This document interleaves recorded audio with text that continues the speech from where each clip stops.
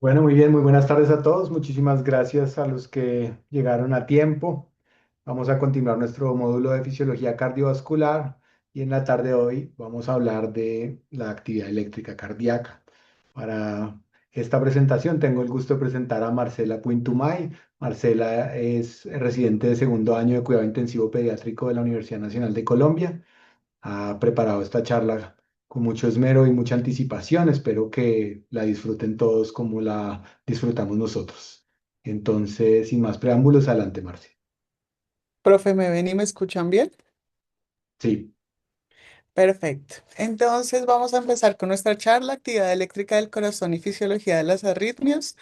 Esta es la agenda que les propongo. Básicamente, pues entonces vamos a empezar con la electrofisiología cardíaca, con un breve repaso de la fisiología que ya conocemos y que ya en algo me han ayudado mis compañeros anteriores a ir avanzando. Luego vamos a hablar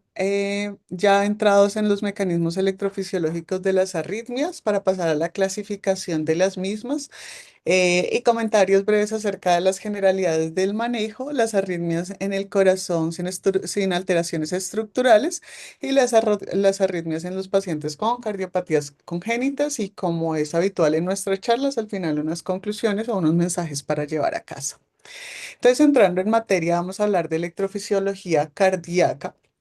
Básicamente esta diapositiva podría ser el final porque es el resumen de toda nuestra charla. Entonces recordemos que, como ya nos había explicado Andrés en la primera charla de cardio, pues el tejido cardíaco es un sitio en el que las células musculares, tanto las cardiomiocitos como las células musculares especializadas tipo marcapasos, tienen uniones estrechas muy fuertes con canales iónicos que permiten una transferencia, una formación de un potencial de acción que va a tener una conducción tisular que finalmente pues va a ser la que se va a encargar de hacer esa despolarización ventricular para que se dé la contracción que a nivel electrocardiográfico lo vamos a poder ver reflejado si no hay ninguna alteración en un ritmo sinusal o en el caso de que se genere un ritmo distinto pues vamos a ver unas arritmias que pueden tener un impacto hemodinámico y sobre la perfusión sistémica. Entonces, para entrar ya como tal en la conducción del impulso, recordemos que entonces, como decíamos, en las células cardíacas, en el corazón, existen células cardíacas especializadas o de marcapasos, que son células que, aunque son células musculares, tienen poca contracción y lo que tienen es la característica de que ellas mismas pueden generar el impulso cardíaco. Existen, digamos que estas células normalmente se origina este impulso en el nódulo sinoauricular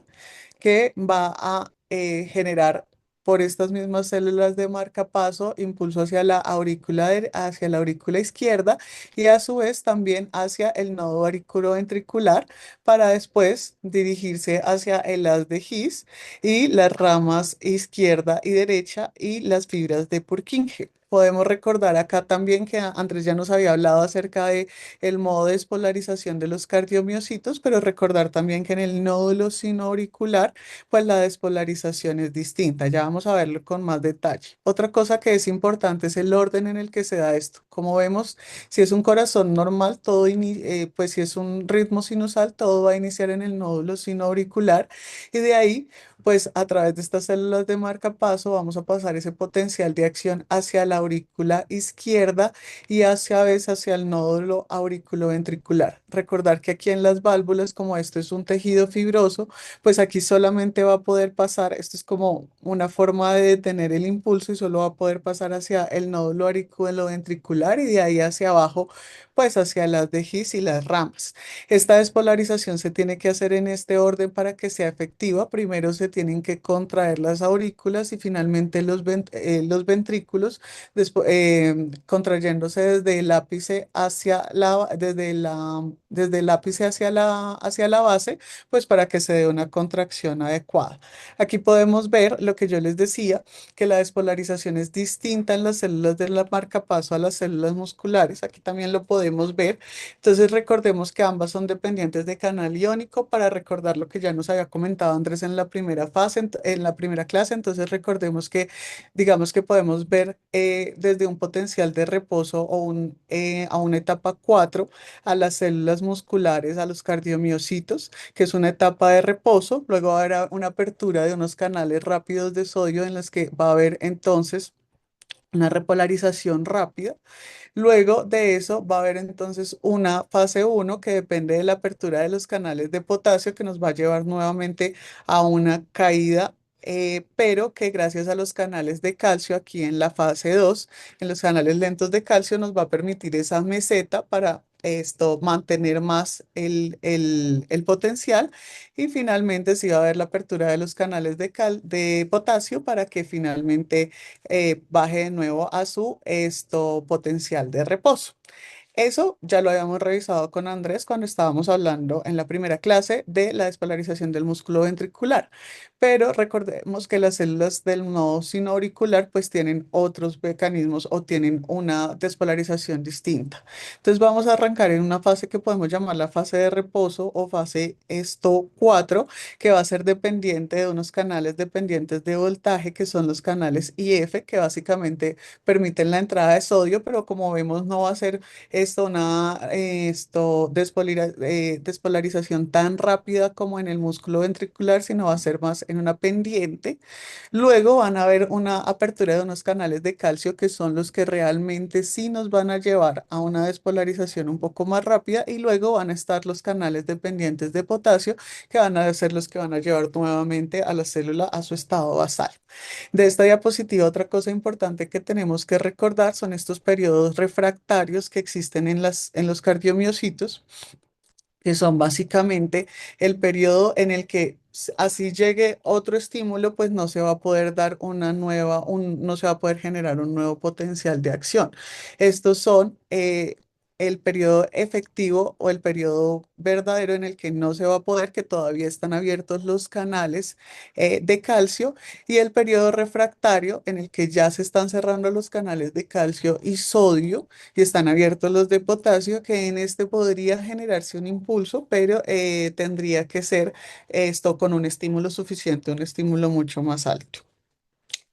Recordemos entonces también, esto ya lo sabemos, ya lo habíamos dicho, que tenemos entonces uniones en hendidura que nos van a permitir que ese impulso que viene de una célula, por decirlo así, A, se pueda propagar a las demás células, esto de una forma, digamos que fácil y rápida, y que pues esto va a depender básicamente de el cambio de voltaje que hay entre las células sobre la resistencia, que esto pues es un subrogado de la ley de Ohm. Y recordar pues la distribución de los electrolitos a nivel celular. Todo esto va a ser lo que se pueda, lo que nos permite que se pueda transmitir el impulso. Entonces, acá podemos ver cómo, pues, definitivamente decíamos que en un corazón, en un ritmo normal, pues el impulso va a empezar en el ritmo sinusal, en el nodo sinusal, que después se va a transmitir a través de las vías internodales al nodo AB y de ahí va a seguir su camino, como ya lo hemos explicado, pero podemos ver cómo se va retrasando ese impulso, que era lo que yo les decía, que es importante para que sea una sincronización adecuada finalmente de la despolarización y de la contracción muscular. Esto es para que recordemos, esto no pretendo profundizar mayormente porque no es el objetivo de la charla, pero que recordemos que a la vez que se va dando la formación del músculo cardíaco y del tejido cardíaco, también se va a formar las células de marcapasos y se van a acomodar en su anatomía normal el nódulo sinoauricular, el nódulo auricular y los diferentes, las fibras de Purkinje y las de His y las ramas. Y esto es muy importante porque cuando vamos a hablar de cardiopatías congénitas, vamos a ver que esto de base pues va a estar alterado y pues se forma tan rápido como a la séptima a novena semana postconcepcional. También en el isomerismo, que solamente por mencionarlo, pues incluso se pueden generar dos sistemas. Entonces, por eso es muy importante que entendamos que esto va acompañado de la embriología y por eso en las cardiopatías congénitas es tan importante para nosotros los mecanismos arritmogénicos. Todo esto finalmente se va a ver reflejado en el electrocardiograma. El electrocardiograma pues es el registro que ya conocemos de los adultos, que se toma exactamente igual, que es esa forma de registrar el flujo eléctrico del corazón colocando electrodos sobre el cuerpo. No es una imagen estática, por lo tanto no nos está mostrando la despolarización de una sola célula, sino de un vector, que normalmente el vector anatómico pues predominante va a ser, como ya decíamos, de la base a la punta, pero que lo vamos a poder ver reflejado dependiendo de dónde pongamos los electrodos en diferentes derivaciones. Y esas derivaciones simplemente van a ser ángulos como si estuviéramos mirando desde un ángulo distinto el mismo vector de despolarización.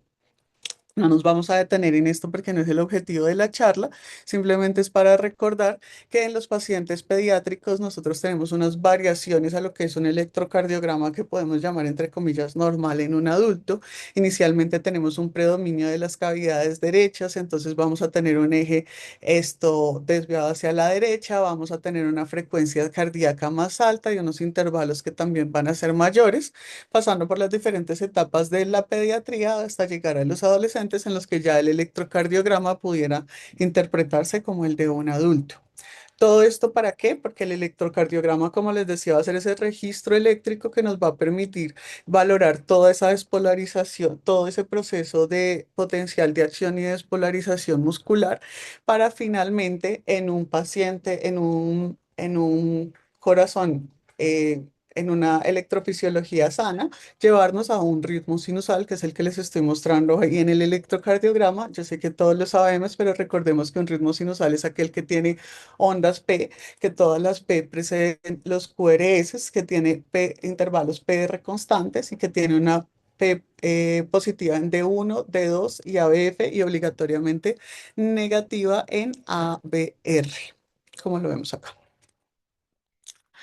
Entonces, digamos que ya entendiendo esas bases fisiológicas normales, vamos a empezar a hablar de los mecanismos electrofisiológicos por los que se generan las arritmias.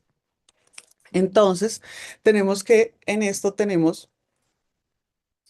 en la formación de las arritmias, vamos a tener un círculo vicioso entre unos trigger o disparadores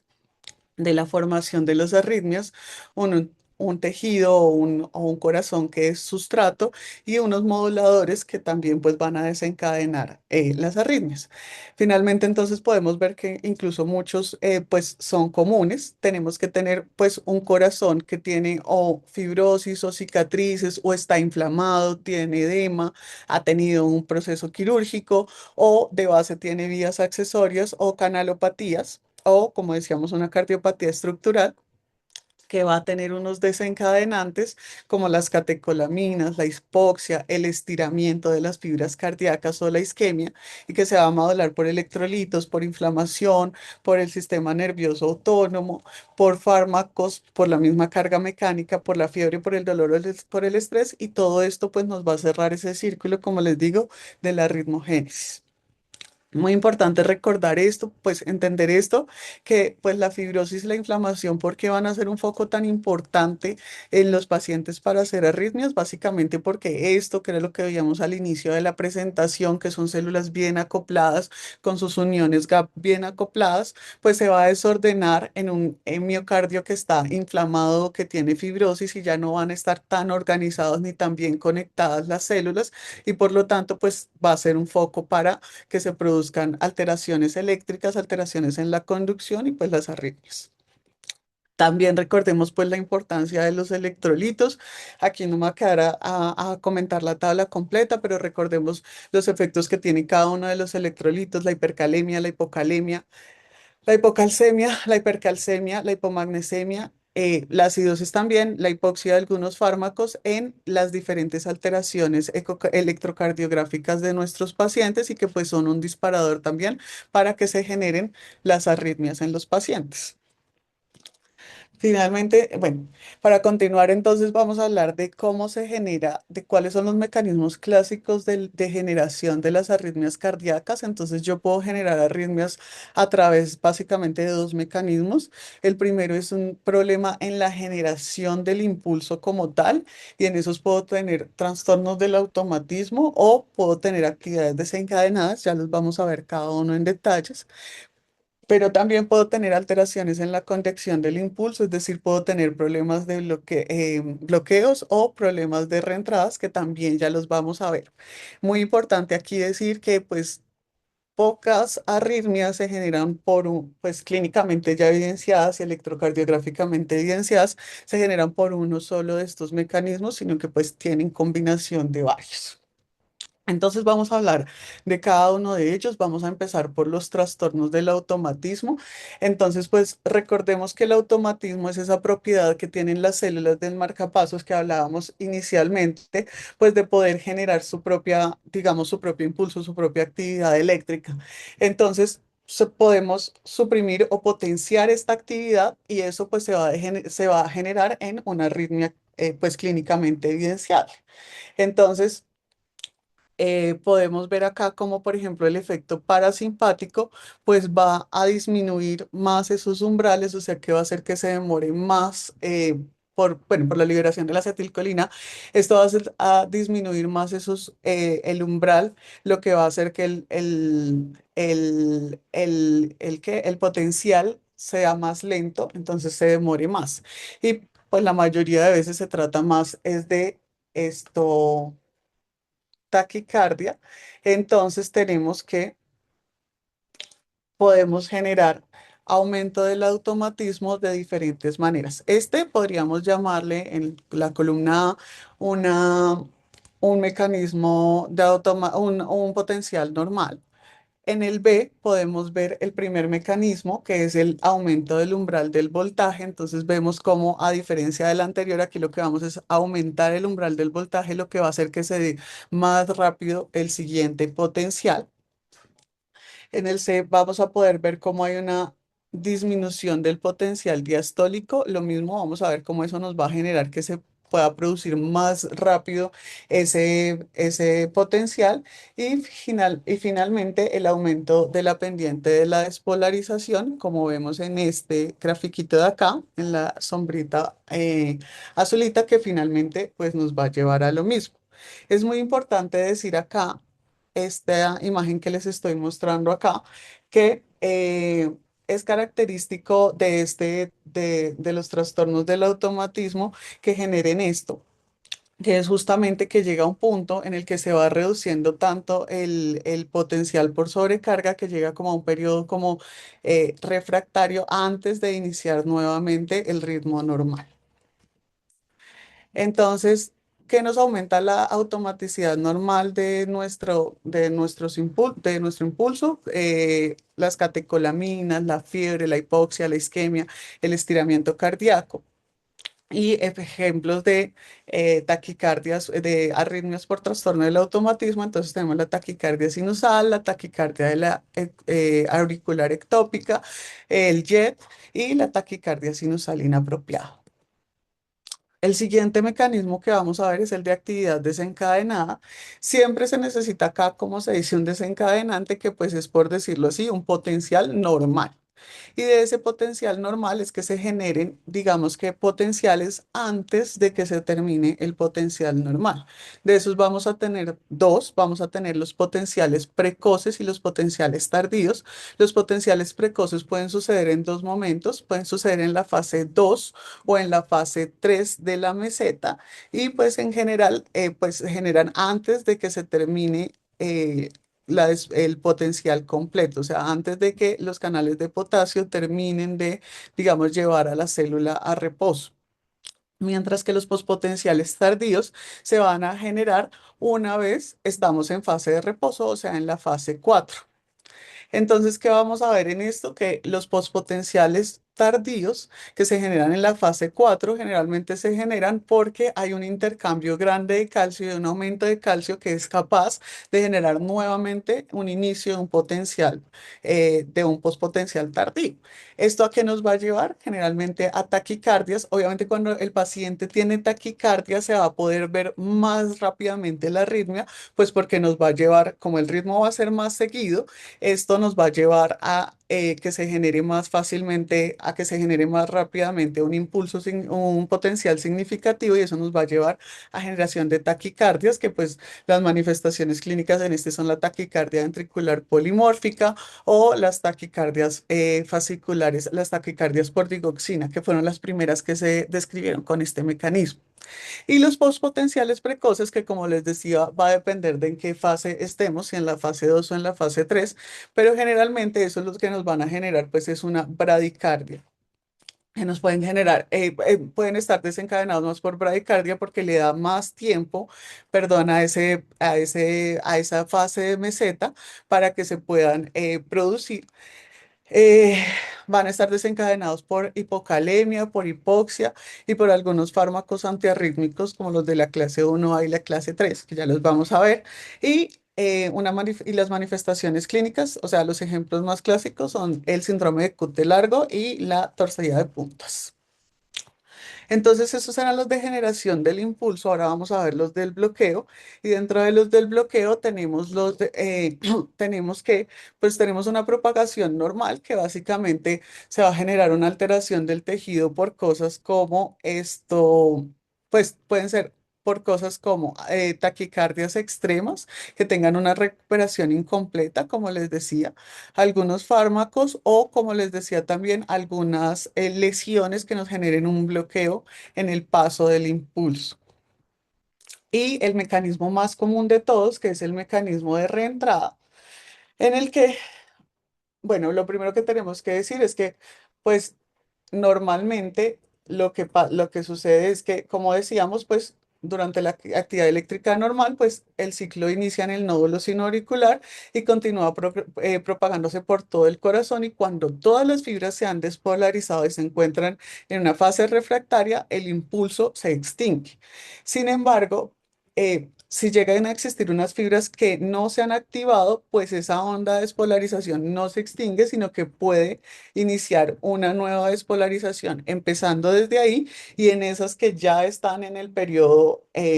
digamos que en el periodo de reposo, podría volverse a generar otra despolarización y así se vuelven a excitar las zonas que ya estaban, como les decía, en reposo. Los mecanismos de reentrada se dividen en reentradas anatómicas, pues clásicas, que son en las que eh, literalmente, pues lo que genera, pues digamos que como esa reentrada, pues es una alteración anatómica o en fisiológicas que son eh, alteraciones fisiológicas que van a generar la reentrada. Ambas, digamos que necesitan de estas características. Entonces necesitan de un sustrato que es un tejido que tenga propiedades heterogéneas, ya sean, como les digo, anatómicas o fisiológicas. Necesitan de una zona de bloqueo que, como les decía, no se pueda excitar, que pueda ser anatómica o fisiológica. Necesitan de un bloqueo unidireccional, es decir, que una de las vías falle y necesitan que una de las vías vaya con conducción lenta. Eh, la masa crítica, pues es ese tejido donde se va a albergar el circuito y el desencadenante, pues que va a ser como una extrasístole para iniciar el proceso. Entonces, ¿qué es lo que nosotros vamos a ver? Digamos que tenemos diferentes tipos de reentrada, como los podemos ver aquí. Tenemos el del circuito, tenemos una reentrada en 8 refleja, que básicamente es alrededor, cómo se va a dar el impulso alrededor de esa zona, digamos, de bloqueo. Entonces puede ser, pues como están expresadas ahí, por un círculo, pueden ser circulares alrededor de ese núcleo refractario, pueden generarse en 8 porque se generan en dos sentidos opuestos que se van a fusionar en un punto y luego se van a volver a separar. pueden generarse por organizaciones alrededor de núcleos curvos, lo que genera que se dé esa imagen en espiral, por ejemplo, en las fibrilaciones, o pueden generarse con orientaciones distintas de las fibras y de las uniones gap, que son las asintrópicas. Pero básicamente, ¿qué es lo que nosotros necesitamos entender? En pediatría necesitamos entender esto del intervalo o unión gap excitable, porque esta es la forma en la que más comúnmente se dan las arritmias en pediatría. Entonces, sabemos que el inicio y el mantenimiento de la reentrada van a depender de la velocidad de conducción y del periodo refractario eh, de cada una de las vías, las cuales determinan la velocidad de conducción del periodo refractario para que se produzca la entrada y pues de eso va a depender pues la longitud del estímulo y siempre va a tener que existir ese periodo gap, que es el periodo que existe entre la punta de la flecha y la cola de la flecha, que es el que va a permitir esto justamente que se dé la reentrada, es decir, que se dé varias veces, que el miocardio pueda entrar, el miocardiocito, perdón, pueda entrar varias veces en ese mecanismo de reentrada. Esto digamos que lo traje, aunque es más ejercicio de cardiología y de electrofisiología, de cómo distinguirlas electrofisiológicamente o a través de un estímulo, cada una de los mecanismos, lo traje para que miremos la adenosina, que es lo que básicamente nosotros usamos en la práctica clínica. Entonces, cuando se trata del mecanismo de automatismo, pues vamos a generar un enlentecimiento transitorio o podemos no generar ninguna respuesta sobre este mecanismo. Cuando tenemos actividades desencadenadas, lo que vamos a generar es una interrupción y cuando tenemos mecanismos de reentrada, generalmente vamos a ver una ausencia de respuesta a la adenosina o puede generarse un bloqueo AB en el paciente. Teniendo claro entonces cómo son los mecanismos de generación de las arritmias, entonces vamos a clasificar nuestras arritmias. Entonces la clasificación, esto no es separado, la clasificación se da, digamos que integralmente, pero lo podemos clasificar inicialmente por la frecuencia en brady y taquiarritmias, como todos lo sabemos, por el origen anatómico, es decir, supraventriculares o ventriculares. Siempre tenemos que ver si el paciente está estable o inestable, como lo sabemos para nosotros, para el manejo, y por el mecanismo electrofisiológico, que como ya sabemos, pues pueden estar varios involucrados, pero que sabemos que tenemos por automaticidad, por actividad desencadenada con los pospotenciales tempranos o tardíos, por reentrada, que es el más común, y por bloqueos o trastornos en la conducción por bloqueos. Entonces, entrando en la clasificación, tenemos que las bradicardias, sabemos que podemos tener bradicardias congénitas o adquiridas, que pues para pediatría son más comunes las adquiridas, sobre todo en los posoperatorios, los bloqueos AB en los posoperatorios. También dentro de las congénitas, que es importante que recordemos que generalmente están asociadas a anticuerpos maternos y a algunos síndromes genéticos. Y pues que también se pueden generar por miocarditis las adquiridas. Entonces, digamos que dentro de las bradicardias también tenemos que irnos a dónde se está originando esta bradicardia, si se trata de un trastorno de disfunción del nodo sinusal o un bloqueo auriculoventricular, que para el caso de cuidado intensivo, digamos que los más relevantes van a ser el bloqueo AB de segundo grado, MOVITS 2, y el bloqueo AB de tercer grado, porque son los que realmente van a causar un impacto en el paciente y que por lo tanto van a ser susceptibles de que nosotros los manejemos en cuidado intensivo. Aquí el electro de una bradicardia sinusal, aquí los bloqueos AB, que como todos sabemos, pues dependen de los intervalos PR, pero pues que recordemos que primero y segundo grado MOVITS 1, pues generalmente y más en pediatría suelen ser asintomáticos, pero el bloqueo MOVITS 2 y el bloqueo grado 3, pues sí son realmente importantes para nosotros. ¿Esto por qué? Pues porque ya va a estar desordenado el ritmo entre las aurículas y los ventrículos. En el MOVIS 2, básicamente, pues el intervalo PR se va a mantener constante, pero van a haber algunas P's que no conducen hacia los ventrículos, por eso es que tiene mayor riesgo de progresar a un bloqueo completo. Y en el bloqueo, bueno, este es un MOVIS 2. Y en el bloqueo completo en el que vamos a tener una disociación auriculoventricular completa y pues que por eso es el que, como tenemos disociada la aurícula y el ventrículo, pues normalmente vamos a ver que es el más grave de todos y pues es el que más inestabilidad genera en nuestros pacientes. Dentro de las taquicardias, entonces lo primero que nosotros tenemos que pensar es cuánto dura el QRS para clasificarlas en QRS ancho y en QRS estrecho. Para el PALS, digamos que el QRS se define, el punto de corte es 0,09. Sin embargo, en la mayoría de libros de cardiología y electrofisiología de pediatría encontramos que es 0,12. Pero, pues digamos que eso es un dato para tener en cuenta. Digamos que si tenemos de QRS estrecho, nos podemos preguntar si el ritmo es regular o irregular para poder clasificar una taquicardia supra. Ahí el dilema más grande va a ser si el QRS es ancho, porque que el QRS sea ancho no significa necesariamente que tenga que ser una taquicardia ventricular, como ya lo vamos a ver a continuación. Entonces, lo que les decía, podemos definir el QRS en las taquicardias. Podemos mirar primero el QRS, saber si es una taquicardia regular o no. Si no es una taquicardia regular, ya sabemos, este es el algoritmo que mejor manejamos. Como me decía el doctor Otto, pues sabemos que va a ser una fibrilación auricular o un flote. Y en las taquicardias regulares, pues si las P son visibles, tenemos que mirar entonces dependiendo de eh, si la frecuencia, si tenemos frecuencias auriculares mayores que las ventriculares, pues otra vez nos vamos a la flutter o a las taquicardias, pero si no, pues entonces nos vamos a las taquicardias más comunes, que son las taquicardias supraventriculares normales, la taquicardia auricular, la taquicardia por reentrada, que son básicamente estas que vemos acá.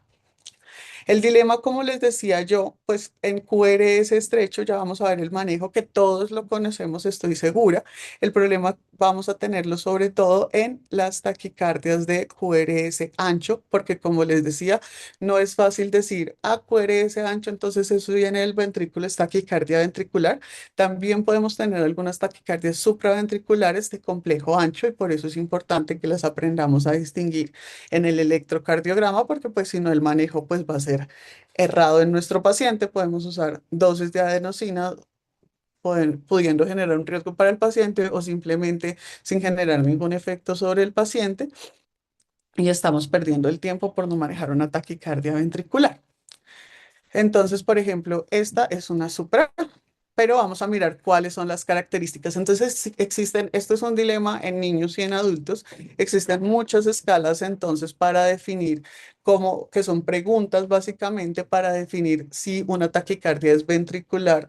una taquicardia de QRS ancho es ventricular o es supraventricular, pero digamos que básicamente podemos hablar de cuatro criterios rápidamente. Uno de ellos es el ritmo de captura, que hace referencia básicamente a un complejo QRS que se escapa de los complejos anchos y quiere mostrarse como un complejo normal, que ya lo vamos a ver mejor en un electrocardiograma, y un complejo de fusión, que es un intervalo entre el de captura y el QRS ensanchado.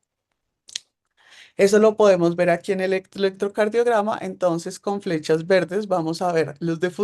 de captura, que como vemos trata de ser normal, y el de fusión, que es una mezcla entre los dos. Si nosotros vemos uno solo de estos en un electrocardiograma con QRS de complejos anchos, ya podemos decir que esto es una taquicardia ventricular. Los otros dos criterios son la disociación auriculoventricular, que es precisamente esto que podemos ver acá,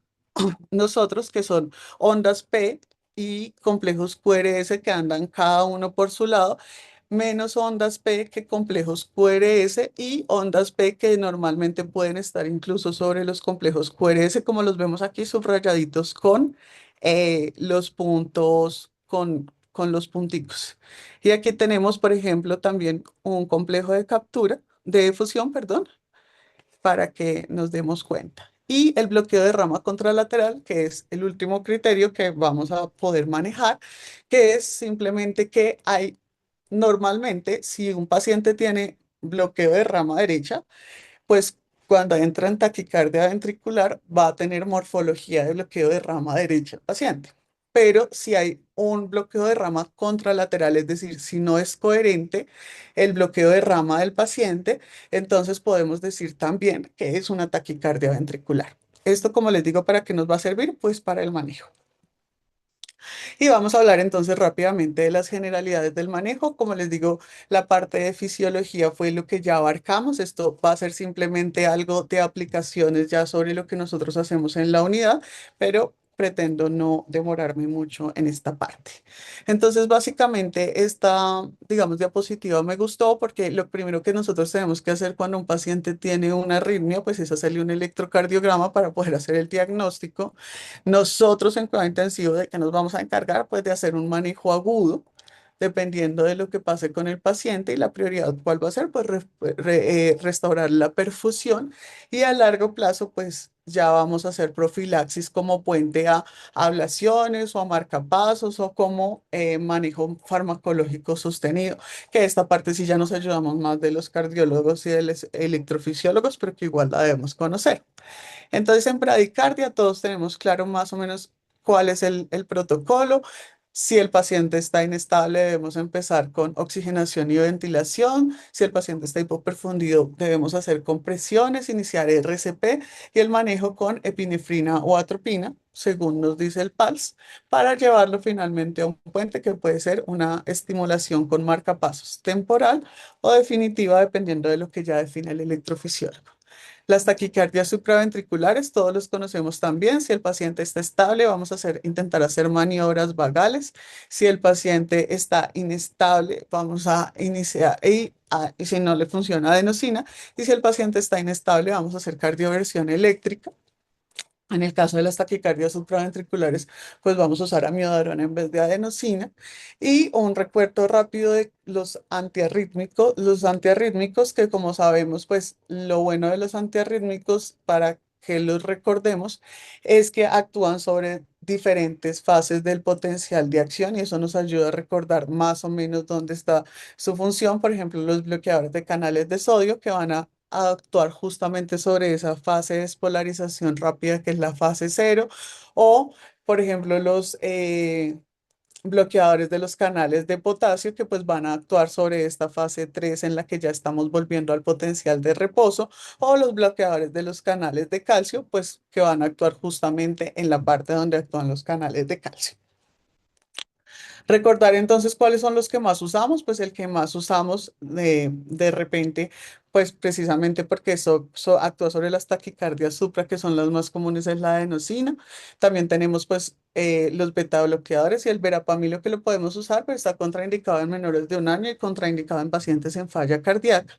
Y en la categoría 2 que están la amiodarona y la feicanida. Eh, Esto solamente pues para mencionarlo, para que lo tengamos claro, que pues finalmente nosotros podemos llevar a nuestro paciente a una intervención curativa, que son las ablaciones por catéter que las hacen los electrofisiólogos, que normalmente, aunque pues eso depende de cada centro, suele hacerse en pacientes mayores de 15 años y pues que va a ser el tratamiento de elección para pacientes sintomáticos con alto riesgo y tiene un potencial curativo muy alto. ¿Hacia dónde se dirigen las cosas? Hacia poner marcapasos de sistemas de conducción, pues que no tengan que usar tantos cables, incluso dispositivos bioreabsorbibles que sean marcapasos en miniatura que se disuelvan tras resolverse los bloqueos o marcapasos biológicos con terapias génicas o celulares para generar células que sean iguales a los marcapasos.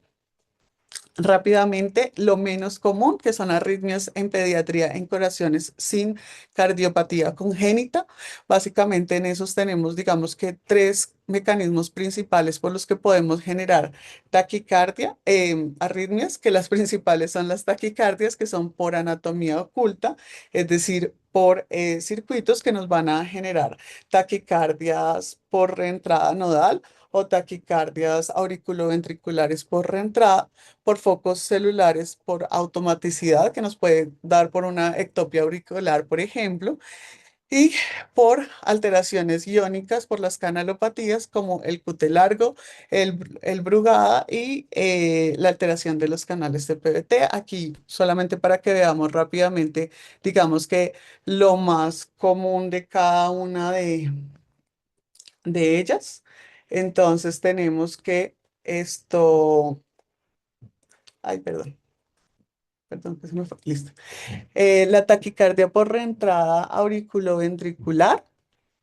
con sus QRS estrechos, el Wall Parkinson White que todos conocemos, la triada del PR corto, la onda delta y el QRS ancho, la taquicardia por reentrada del nodo auriculoventricular que también va a ser regular y de QRS estrechos, y las ectopias que van a ser de QRS estrechos pero irregulares precisamente por esa ectopia auricular, y cada uno, pues digamos que los desencadenantes de los mecanismos electrofisiológicos que les van a generar, reentrada en las taquicardias por reentrada, dependencia del nodo AB en el Wolff-Parkinson-White y la automaticidad anormal, que pues es en la taquicardia de la ectopia, como ya lo habíamos comentado previamente. Esto para que nos acordemos, igual que, pues, que esta diapositiva de las canalopatías, que no siempre, o sea, en pediatría no podemos pensar solamente en arritmias en corazones con cardiopatías congénitas, que es lo más común en cuidado intensivo, sino que también tenemos que pensar en que pueden haber otros desencadenantes, como son las canalopatías, el síndrome de QT largo, que es peligroso por la repolarización prolongada que se da en los pacientes, que se puede dar después de ejercicio, emociones intensas y puede generarle al paciente una taquicardia ventricular entorcida de puntas, el síndrome de Brugada, que pues es la alteración de esas corrientes de sodio, que también puede terminar en una fibrilación ventricular, y las canalopatías por canales anormales de calcio, que también pueden terminar en taquicardias graves. Y finalmente, digamos que las más comunes para nosotros en cuidado intensivo, que son las arritmias en las cardiopatías congénitas,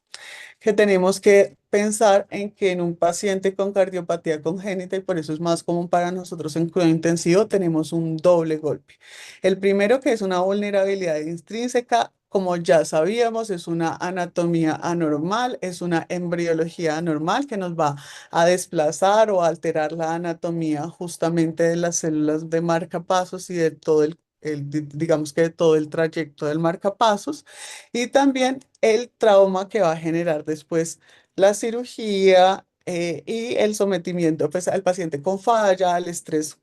volumétrico crónico. Entonces, de base, hay unas cardiopatías, digamos que esto sería motivo de una charla completa adicional, pero para que lo tengamos en cuenta, pues existen cardiopatías que tienen, digamos que más posibilidades de hacer arritmias, y digamos que unas arritmias en las que uno tiene que pensar inmediatamente. Este artículo que leí, que era acerca justamente, arrancaba desde la embriología del corazón hasta cómo se iba dando la embriología en estas diferentes malformaciones. Es muy bonito porque nos va mostrando pues entonces dónde va quedando el nodo, pues cada uno de los sistemas de conducción, y por eso, por qué se predispone una arritmia. Entonces, para dar solamente un ejemplo, entonces en los defectos del septo auriculoventricular, pues ese nodo AB, como va a estar desplazado el septo, pues va, como vamos a tener un defecto ahí en la pared, pues vamos a tener un nodo AB desplazado, y que pues normalmente pues va a estar por fuera de su posición normal, y eso nos va a dar un altísimo riesgo de bloqueos AB, incluso más pues en, obviamente en los posoperatorios. Lo mismo las transposiciones, que pueden tener además haz de His muy largos y que nos pueden predisponer entonces a bloqueos completos. Y la anomalía de Epstein, que pues dependiendo del tipo de anomalía, pues también nos va a generar pues una rama derecha mal formada, presencia de vías accesorias o un nodo que puede estar comprimido y nos va a predisponer a síndromes de preexcitación y taquicardias recurrentes. Eso en el paciente preoperado. Y cuando se opera, pues tenemos que pensar que el trauma directo por el bisturí, la isquemia, el tiempo de bomba, el edema, todo eso pues nos va a generar también pues un mayor sustrato para que hayan arritmias, pero que van y que pues van a ser en su mayoría transitorios, pero que pueden generar un estado hemodinámico, un impacto hemodinámico crítico en pacientes que pues ya todos hemos conocido y que todos hemos cuidado, que están críticos de por sí por la cirugía. Entonces, pues dentro de ellos el más característico es el jet y la taquicardia auricular ectópica. Y después de la cirugía hay que pensar también en nuestros pacientes a largo plazo. Todas esas cicatrices que van a quedar, los parches protésicos, el tubo del Fontán, por ejemplo, pues van a generar focos arritmogénicos que van a predisponer a otro tipo de arritmias que no son tan comunes en pediatría, como el flóter auricular, las taquicardias por reentrada y la fibrilación auricular. Entonces tenemos que pensar siempre, como les decía, en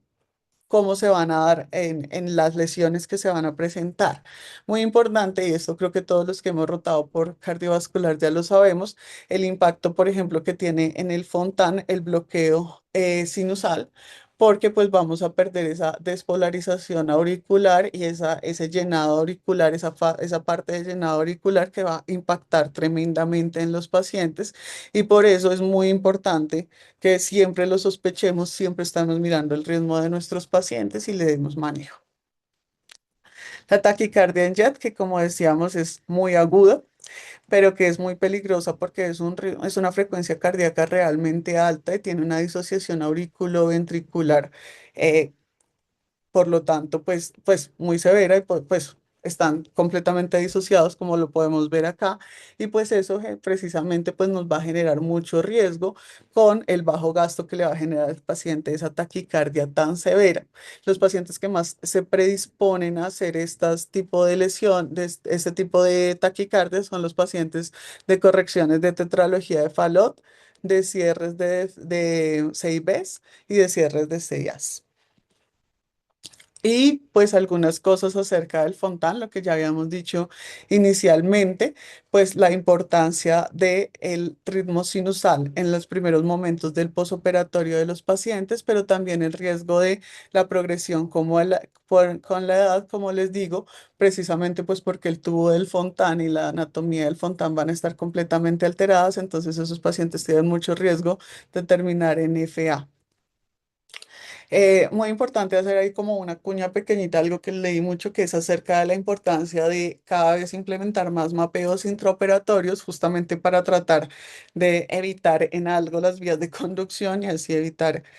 tratar de mejorar un poco el pronóstico de los pacientes postquirúrgicos. Y finalmente las conclusiones, pues en una arritmia nosotros siempre debemos preguntarnos entonces no solamente como mirar el electro, decir una taquisupra, vamos a maniobras vagales o adenosina, sino que vamos a tener que pensar dónde están haciendo el impulso, cómo se genera este impulso, qué lo sostiene o cómo se sostiene,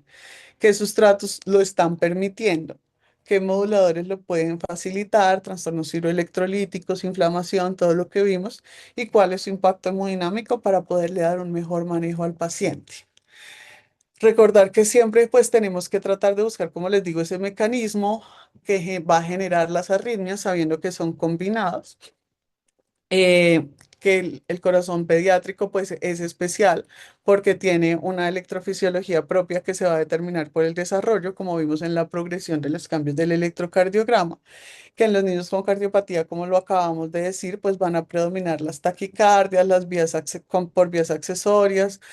por focos automáticos o por canalopatías, y que en los niños con cardiopatías congénitas y posoperatorios, pues va a predominar la anatomía, la cicatriz, la inflamación y la carga mecánica que van a ser las responsables de que esos pacientes tengan tanto riesgo de hacer arritmias y que el tratamiento, pues, necesita una integración completa para corregir lo que sucede. Y eso es todo. Muchas gracias. Quiero hacer un agradecimiento especial, aparte del profe Pablo, que siempre está pendiente de nuestras presentaciones, al doctor Otto y al doctor Francisco Bustillo, que me asesoraron para esta charla.